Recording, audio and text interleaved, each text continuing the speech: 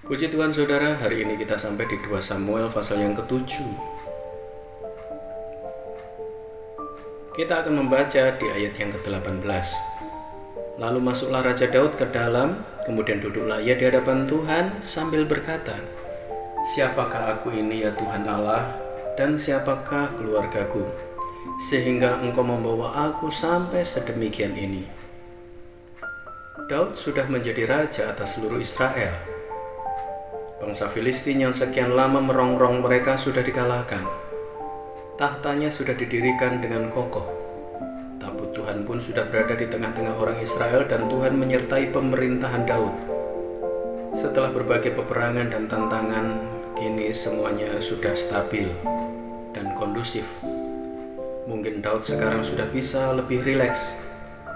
Lalu, apa yang kemudian dilakukan Daud? Alih-alih memikirkan sesuatu untuk membuat dirinya lebih nyaman, Daud justru berpikir tentang Tuhan. Ia memikirkan tentang tabut Tuhan yang masih berada di perkemahan, sedang ia sendiri tinggal di istana Megah.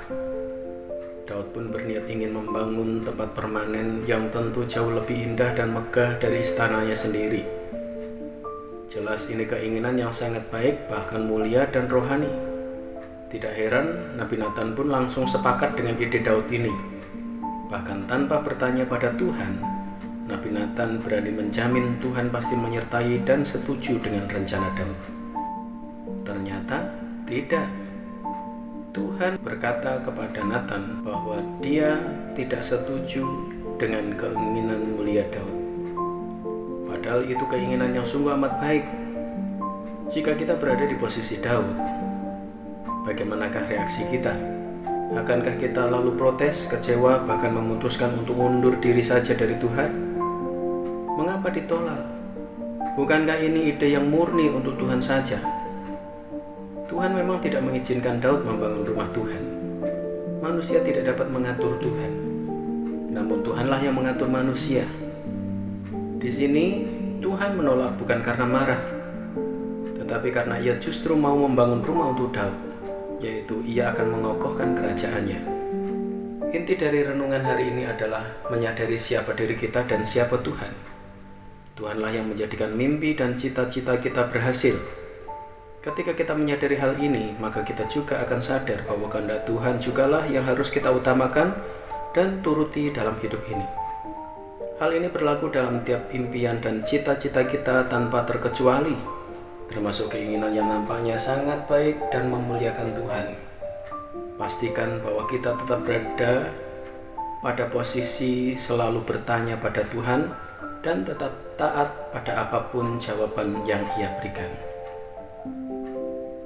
Ide bagus tidak ada artinya jika itu bukan idenya Tuhan. Puji nama Tuhan. Tuhan berkati, mari kita berdoa. Terima kasih Bapa di surga. Kami ingin Tuhan, apa yang kami lakukan dan kerjakan, kami ingin memiliki gambar dan persetujuan daripadamu. Sekalipun mungkin apa yang kami impikan, yang kami rencanakan, bahkan yang kami cita-citakan itu baik, tetapi kalau kami tidak meminta persetujuanmu, maka semuanya akan sia-sia. Oleh sebab itu, ajar kami untuk tetap bergantung kepadamu, mengandalkan Engkau di dalam segala keadaan. Dalam setiap apapun yang kami kerjakan, kami mau bergantung kepada Tuhan.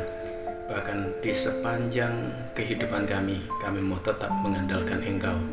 Di dalam nama Tuhan Yesus Kristus kami berdoa dan mengucap syukur. Haleluya. Amin. Puji Tuhan, Tuhan berkati.